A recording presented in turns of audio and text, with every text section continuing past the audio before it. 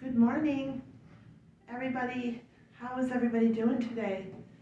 Is everybody having a good day, I hope? My name is Sherry Schubert. I'm an English teacher from Crystal Lake, Illinois. And today we're going to talk about a really famous book. This is a book called Charlotte's Web, and the author is E.B. White. And we're going to talk about some sort of serious stuff, but also important ideas and thoughts.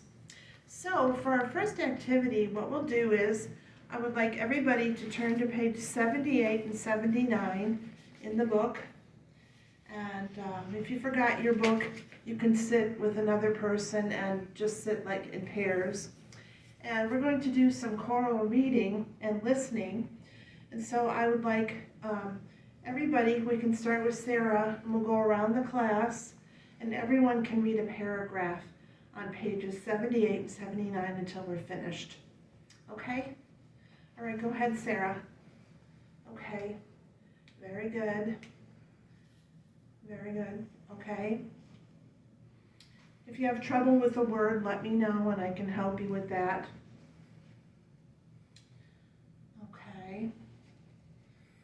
Very good. All right. And then I think we'll do a little bit of a recap of this book.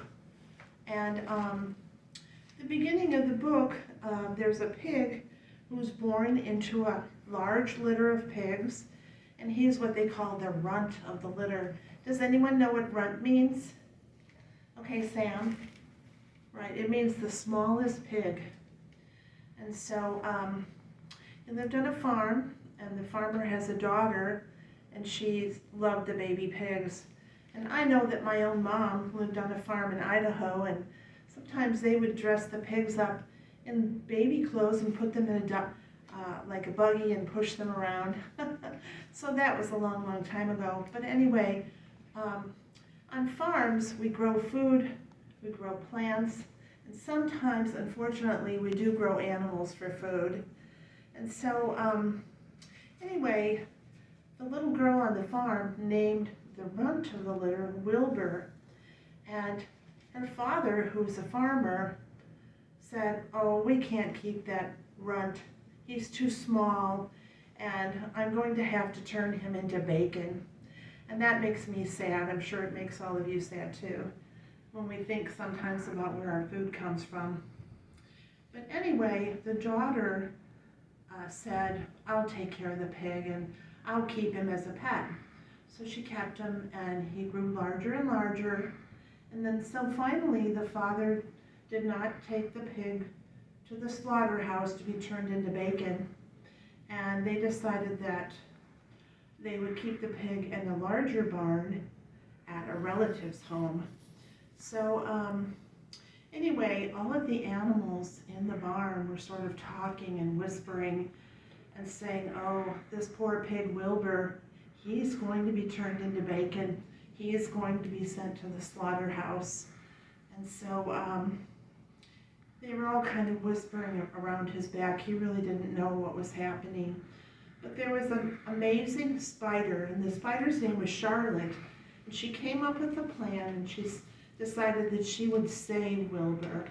And so what she did was, in her web, she decided to spin some very interesting words so that the people of the town would see that this was not an ordinary pig. So the words were "some pig" in this spider web. And we see this is sort of a replica of Charlotte the spider. And so she became friends with Wilbur the pig. And so one thing about a pig and a spider being friends is they're not the same. What are they? Oh, Alan, that's right, they're different.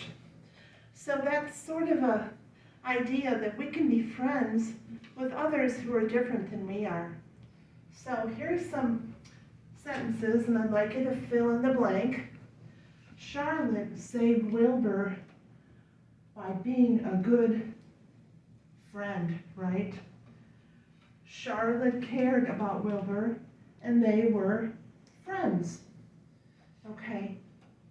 friends are, can you think of some words that would describe what you would consider to be a good friend? Okay, Sam. Okay, caring, and that's right, loyal. So the objective of this lesson is, at the end, well, I'm going to have all of you, first of all, we'll work in small groups, which will be like a guided practice, and I'd like you to come up with 5 words that would describe a good friend. And here are some ideas. Friends can be honest, they can be loyal. Does anyone know what loyal means? Okay, Alan? That's right. Loyal means they will stick with you through thick and thin, through the good times and the bad. And also, you're respectful of each other. They talk and communicate.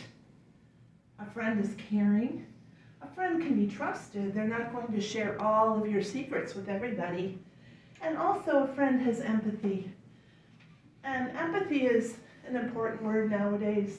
Sometimes we need to think about another person, what they're going through, and try to understand, and that's empathy. And it's caring about them and having empathy. So I would like you to work in these small groups, and we'll come up with 5 words.